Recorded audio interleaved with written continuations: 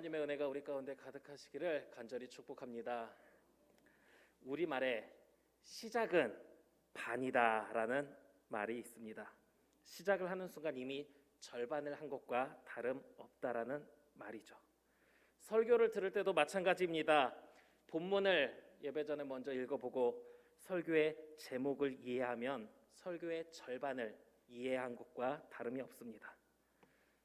설교 제목을 정할 때 어떻게 하면 성도님들이 오늘 말씀을 조금이라도 더 기억할 수 있을까 제목을 정하는 것도 고심이 됩니다. 그렇게 고심하면서 설교의 전체 내용을 아우르는 제목을 짓다 보면 제목과 내용을 이해하는 순간 설교의 절반을 이해하는 그런 모습, 내가 오늘 전해질 말씀이 어떤 말씀이겠다 딱 생각을 하고 설교를 통해서 그 말씀에 대해서 확증을 하기도 하고, 또 때로는 내가 이런 말씀이 전해지겠구나 생각을 했는데 내가 생각한 것과는 좀 다른 말씀이 이 안에 담겨 있구나 하는 깨달음을 얻게 되기도 합니다. 그런 의미에서 오늘 말씀의 제목이 무엇이었습니까? 대도. 들어보셨습니까? 대도하면 무엇이 떠오르십니까? 이제 큰 대자에 길도자를 쓰면 큰 길을 가리키기도 할 거고, 법도자를 쓴다면 큰 법을 가리키기도 할 겁니다. 밤에 다른 사람의 집에 들어가서 물건을 훔치는 사람을 무엇이라고 하나요? 도둑. 물건을 조금 훔치는 사람을 가리켜서 좀도둑, 물건을 많이 훔치는 사람을 가리켜서 대도라고 부르기도 합니다.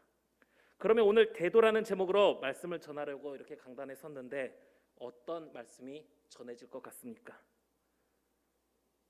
오늘 함께 나눌 대도, 우리 함께 따라해 보시기 바랍니다. 대언기도. 오늘 함께 나눌 대도는 대언기도를 가리킵니다. 신학적으로 대언기도 또는 대도라고 표현하는데, 그러면 대언기도는 무엇이냐? 우리가 자주 사용하는 말로 바꾸어서 표현하면 한 번만 더 따라해 보시기 바랍니다. 중보기도. 중보기도 잘 아시죠? 우리가 지금까지 많이 들어왔고 또 많이 해왔습니다. 오늘 함께 나눌 대도는 대언기도, 즉 중보기도입니다.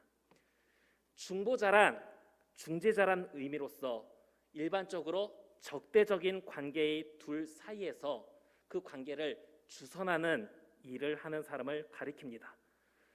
예수님께서는 죄로 인해서 인간과 하나님 사이에 막힌 담을 헐어버리고 하나님과 인간 사이의 중보자가 되셨습니다.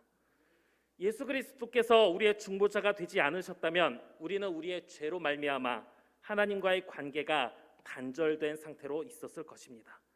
그러나 예수 그리스도를 통해서 하나님과의 관계가 회복되고 우리는 하나님의 자녀로 설 수 있게 되었습니다. 오늘 말씀을 보면 사람과 하나님 사이의 중보자는 한 분이라고 말하고 있습니다. 예수 그리스도 외에는 어떤 사람도, 그 어떤 우상들도 중보자가 될 수 없습니다.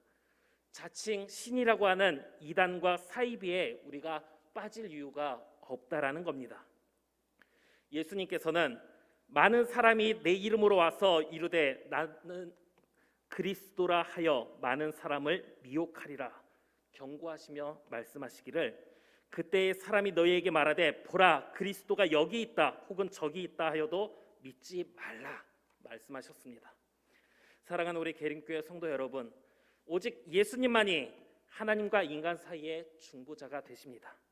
그렇기 때문에 우리는 다른 신들이나 다른 사람들이 아니라 오직 예수님만을 바라보아야 합니다.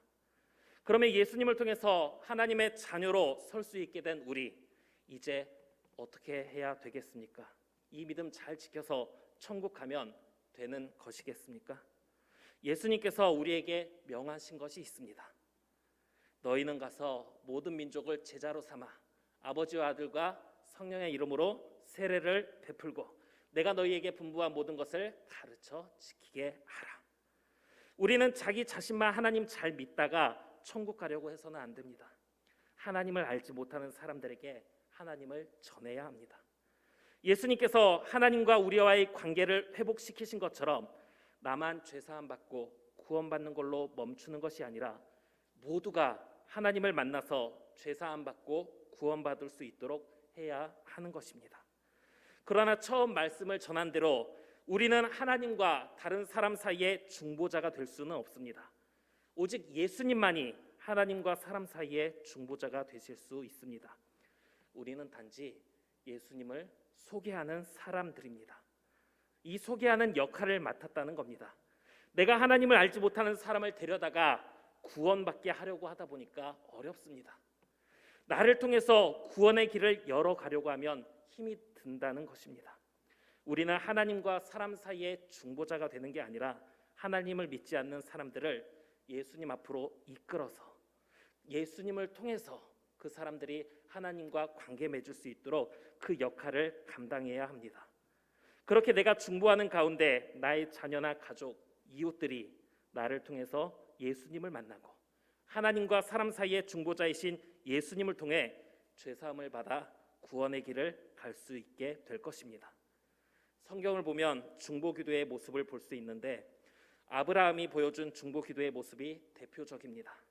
하나님께서 소돔과 고모라를 멸하려고 하실 때 아브라함은 하나님께 기도했습니다. 의인을 악인과 함께 멸하려 하십니까? 그 성중에 의인이 50이 있을지라도 주께서 그곳을 멸하시고 그 50 의인을 위하여 용서하지 아니하시겠습니까? 아브라함의 중보를 통해서 하나님은 그 성에 의인 50명이 있다면 용서하겠다. 아브라함의 계속되는 중보를 통해서 그 성에 의인 10명만 있어도 멸하지 않겠다고까지 말씀하셨지만 그 성에 의인 10명이 없었기 때문에 멸망이 되었습니다. 또한 우리는 성경을 통해 모세를 통해서 중보의 모습을 볼 수도 있습니다. 출애굽을 한 이스라엘 백성들이 하나님께 감사하기보다는 얼마나 많이 하나님을 원망했는지 모릅니다. 광야 생활을 할 때 하나님께서는 이스라엘 백성들에게 먹을 것이 없다 외치는 그 백성들에게 만나를 내려주셨습니다. 그러나 이스라엘 백성들은 누가 우리에게 고기를 주어서 먹게 할까? 이 만나 외에 보이는 것이 없다. 우리 마음이 이 하찮은 음식을 싫어하노라 하며 하나님께서 주신 만나를 하찮게 여기기까지 합니다. 모세가 십계명을 받으러 시내산에 올라갔을 때에는 금송아지를 만들어 그것에게 절하며 가나안 땅을 정탐한 후에는 우리가 칼에 망하게 되는구나, 애굽으로 돌아가자 하며 하나님의 이적과 도움을 보고서도 하나님 보시기에 악한 행동들을 얼마나 일삼았는지 모릅니다. 그러한 모습들로 인해 하나님께서 이스라엘 백성을 벌하실 때면 모세는 이스라엘 백성을 위해 하나님께 기도드렸고 하나님께서는 모세의 기도를 듣고 이스라엘 백성을 용서하셨습니다. 그렇다면 우리는 오늘 이 시대에서 어떻게 중보 기도하여 중보자의 역할을 감당할 수 있을까? 이것에 대해서 세 가지를 함께 나누어 보려고 합니다. 첫 번째로 우리 함께 따라해 보시기 바랍니다. 전심으로 기도해야 한다.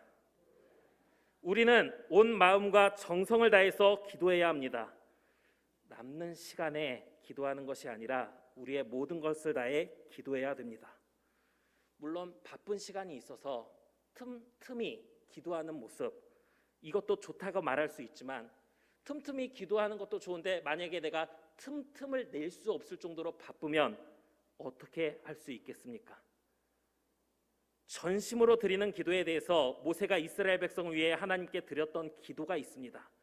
출애굽기 32장 32절의 말씀을 보면 이제 그들의 죄를 사하시옵소서. 그렇지 않사오면 원컨대 주의 기록한 책에서 내 이름을 지워버려 주옵소서. 우리의 소원이 무엇입니까? 모든 죄를 용서받고 구원받는 것입니다. 그러나 모세는 이스라엘 백성을 위해 기도할 때 자신의 모든 것을 다해 기도했습니다. 저들의 죄를 용서해 주지 않으실 거면 하나님의 기록한 책에서 제 이름마저 지워버려 주십시오 라고 말할 정도로 자기의 모든 것을 다해 기도했던 것입니다. 이것은 우리 또한 우리의 모든 것을 다해 기도할 수 있어야 한다는 것을 말해 주는 것입니다. 예수님께서 비판하신 바리새인이 하던 그런 기도, 나는 다른 사람들 곧 토색, 불의, 간음을 하는 자들과 같지 아니하고 이 세리와도 같지 아니함을 감사하나이다.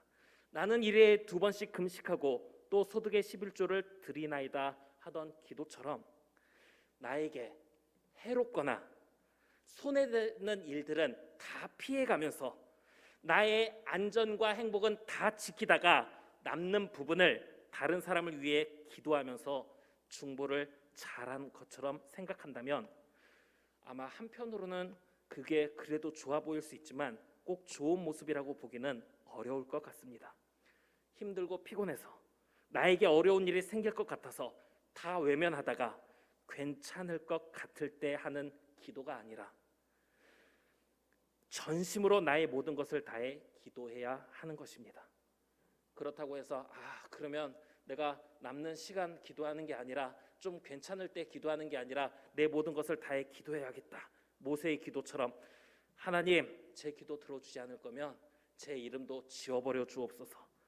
이런 기도를 남발해서는 안 됩니다. 경솔한 모습으로 그렇게 기도하다가 정말 지워버려질지도 모릅니다. 우리는 정말 그렇게까지 할 정도로 자신의 모든 것을 다해 전심으로 기도하는 모습이 필요하다라는 것입니다.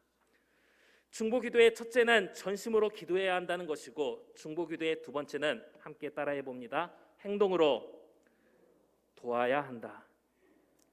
중보기도를 할 때 기도로만 끝나서는 안 된다는 겁니다. 내가 내 자녀를 위해서, 내 가족을 위해서, 친척을 위해, 친구를 위해, 이웃을 위해 중보기도할 때 기도만으로 충분하지 않습니다. 야고보서 2장의 말씀을 보면 형제들아 만일 사람이 믿음이 있노라 하고 행함이 없으면 무슨 이익이 있으리요. 만일 형제나 자매가 헐벗고 일용할 양식이 없는데 너희 중에 누구든지 그에게 이르되 평안히 가라 더웁게 하라 배부르게 하라 하며 그 몸에 쓸 것을 주지 아니하면 무슨 이익이 있으리요. 이와 같이 행함이 없는 믿음은 그 자체가 죽은 것이라 말씀하고 있습니다. 내가 다른 사람을 위해 기도할 때 기도로만 끝내는 것이 아니라 내가 할 수 있는 행동까지 포함되어야 함을 뜻합니다. 열심히 기도한 후에 내가 열심히 기도했으니까 다 된 것처럼 나 몰라라 하는 것이 아니라 기도하고 내가 도울 수 있는 부분은 도와야 합니다. 교회에서 자라나는 우리 아이들을 위해 기도한다면 아이들을 위해 기도할 때 아이들을 위해 기도한다면 기도 후에 어떤 행동으로 도울 수 있습니까?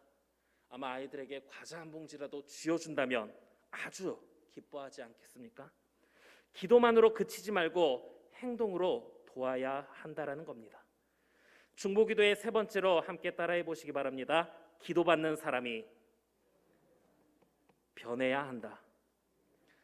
우리가 중보기도하면서 도울 때 그 사람이 변화되어야 합니다.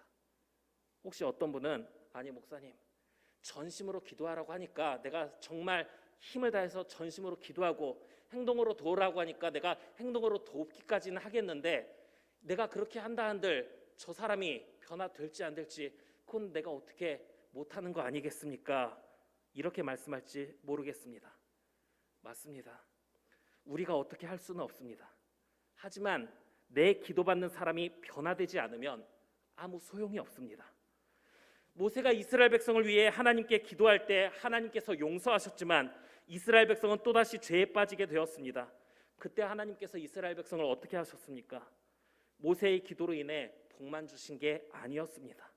이스라엘 백성의 범죄로 인하여 하나님은 죄를 범한 사람들 모두 벌하셨습니다. 내가 열심히 기도하고 도와주어도 그 사람이 스스로 달라지지 않으면 안 된다는 것입니다. 예를 들어 볼까요? 우리 계림교회 안에 믿음이 가장 충만한 한 분을 세웁니다. 그리고 돌아오는 주일에 그분 혼자만 교회 와서 기도하고 온 성도들은 이제 가족과 함께 밖으로 휴가를 떠난다고 가정을 해봅시다. 한 분만 딱 와가지고 그분이 하나님 우리 계림교회 온 성도들 구원해 주십시오 기도하면 하나님께서 그 기도를 듣고 온 성도들을 구원해 주시겠습니까?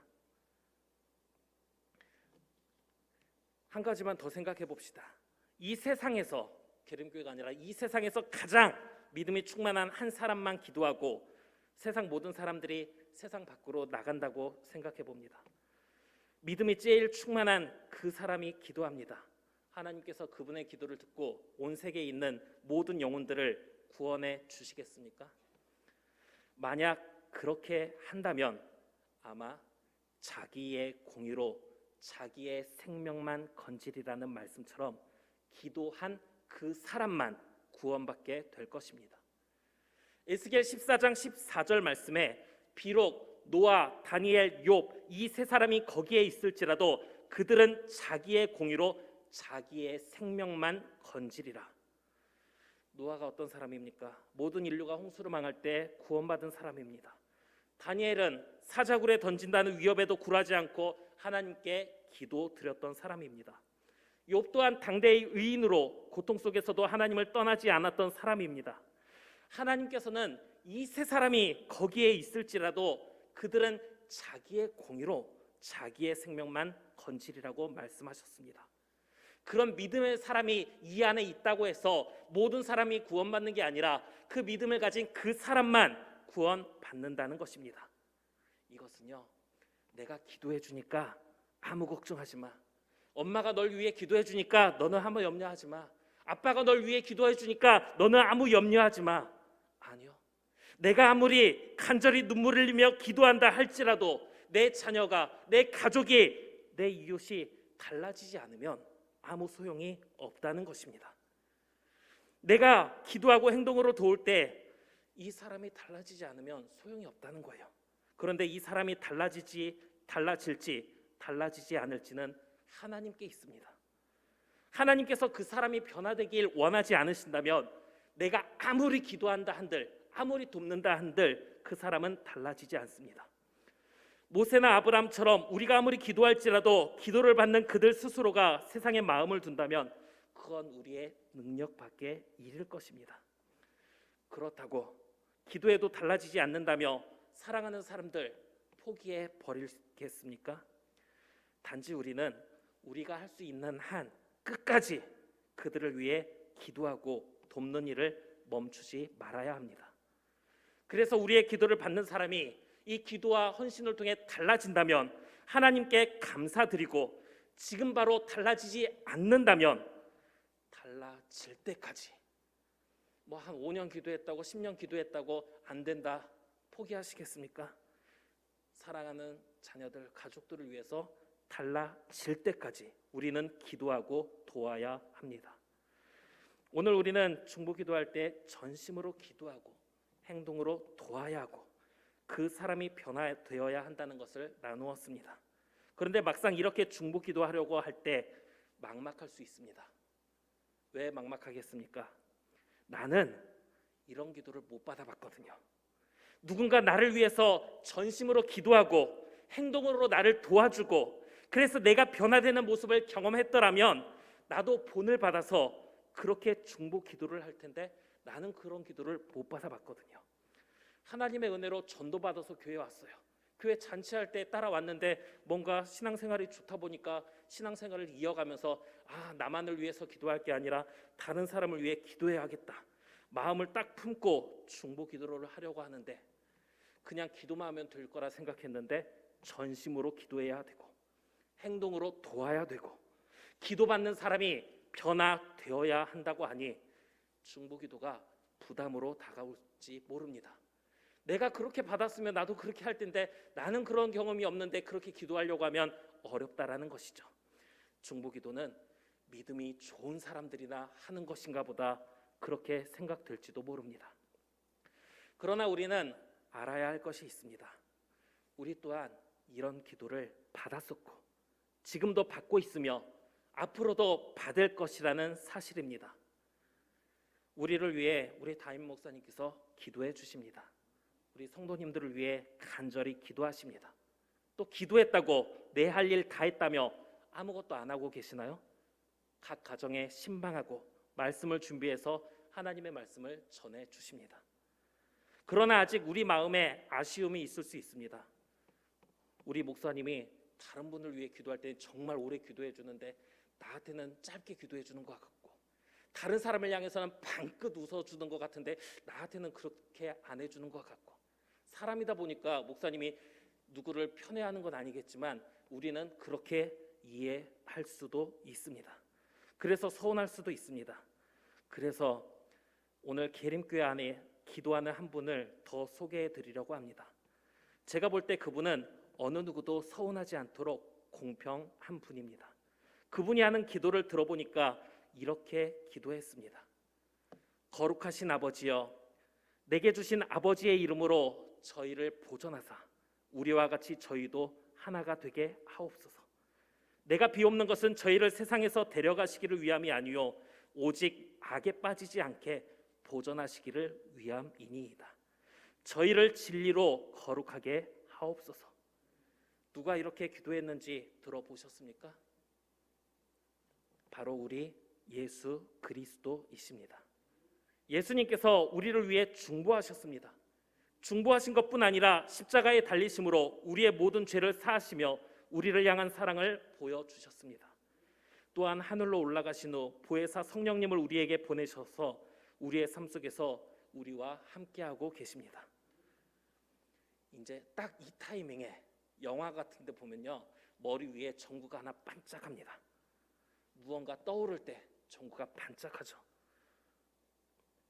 무언가 딱 떠오르는 것이 있으십니까? 중보 기도를 위한 첫 번째가 무엇이었습니까? 전심으로 기도해야 한다. 두 번째는 무엇이었습니까? 행동으로 도와야 한다. 세 번째가 무엇이었습니까? 기도받는 사람이 변해야 한다. 목사님께서 나를 위해 전심으로 기도합니다. 기도해서 끝나지 않고 신방하고 말씀을 전하시며 행동으로 우리를 돕고 계십니다. 그러면 이제 무엇이 필요합니까? 예수님께서 나를 위해 간절히 기도하셨습니다. 또한 우리를 사랑하셨고 보혜사 성령을 통하여 지금도 우리와 함께하고 계십니다. 그러면 무엇이 필요합니까? 내가 전심으로 기도하고 행동할 때 내 기도를 받는 사람이 변해야 되는 것처럼 목사님과 예수님께서 나를 위해 기도하고 나를 위해 돕고 계십니다. 그러면 무엇이 필요합니까? 나의 변화. 우리는 우리를 위해 중보하는 분들, 난 그런 기도 받은 적이 없다가 아니라 중보하는 분들이 있다는 것을 알게 됩니다. 우리가 지금 먼저 중보를 받고 있다는 것을 알게 되는 것입니다. 그러면 우리가 먼저 달라져야 하는 것도 깨닫게 될 것입니다. 내가 다른 사람을 위해 중보하고 헌신할지라도 그 사람이 변하지 않으면 아무 소용이 없듯이 나를 위해 목사님이 아무리 기도해도 나를 위해 예수님께서 중보하고 헌신하실지라도 내가 달라지지 않는다면 아무 소용이 없기 때문입니다. 그런데 말로는 감사한 은혜라고 하면서도 목사님께도 아무런 감동이 느껴지지 않고 예수님께서 나를 위해 십자가를 지셨다고는 하는데 2000년이나 지난 일이다 보니까 그게 마음에 와닿지도 않습니다. 그리고 이제 그런 마음으로 자녀를 위해 다른 사람을 위해 기도를 합니다. 그러면 그렇게 기도할 때 내 기도받는 사람이 무엇을 느끼겠습니까? 십자가에 달리시면서까지 우리를 향한 사랑을 보여주신 예수님께 아무것도 느끼지 못하는데 내가 눈물로 기도하고 한참을 기도하면 내 기도받는 사람이 그 모습을 보면서 큰 감동을 받아 변화될 거라고 생각하십니까? 내가 먼저 나를 위한 중보의 기도, 나를 위한 도움을 깨닫지 못하고 거기에 감동을 느끼지 못한다면 내가 새벽마다 밤마다 부르짖어 기도한다 한들 내 기도를 받는 사람도 아무것도 느끼지 못한다라는 겁니다. 내가 너를 위해서 정말 이렇게까지 기도하고 이렇게까지 애쓰는데 왜 내 마음을 몰라주느냐? 이거는 내가 내 기도받는 사람을 향해서 할 말이 아니라 도리어 주님께서 우리에게 하실 말씀일지도 모릅니다. 너를 위해 목숨까지도 주었는데 왜 내 마음을 그렇게도 몰라주는 거니? 혹시 예수님의 사랑을 마음 깊이 느끼셨습니까? 그러면 그 사랑을 가지고 기도해야 합니다. 언제까지? 내 기도를 받는 사람들이 내가 받은, 내가 느낀 그 사랑을 느끼고 받을 때까지. 혹시 아직 내 마음에 예수님의 사랑이 와닿지 않습니까? 그러면 먼저 기도해야 합니다. 하나님의 사랑을 내 마음 깊이 느낄 수 있도록 하나님, 내가 먼저 느끼기를 원합니다. 내가 먼저 깨닫기를 원합니다. 나는 그런 사랑 받았다고 생각해 본 적도 없고 못 받았다고 여기고 있었는데 나를 향한 하나님의 그 크신 사랑을 내가 먼저 깨닫게 해달라고 기도하시기 바랍니다. 그래서 이제 우리가 먼저 달라짐으로 우리가 받은 사랑을 본받아서 우리 또한 우리의 기도받는 사람들을 위해서 힘을 다해 기도할 수 있기를 간절히 바랍니다. 간절히 기도하고 행동으로 도우며 변화될 때까지 포기하지 않고 기도하는 이런 기도, 우리가 이 시간 하나님 앞에 간절히 기도해서 이러한 모습으로 수많은 영혼들이 예수 그리스도 앞으로 돌아오게 되고 예수님을 통해 하나님 앞으로 돌아오게 되는 놀라운 일들이 일어날 수 있도록 이 기도를 계속해서 할 수 있도록 내가 먼저 변화되고 이 기도를 끝까지 이어갈 수 있는 저와 우리 계림교회 모든 성도님들 될 수 있기를 간절히 빌고 원합니다.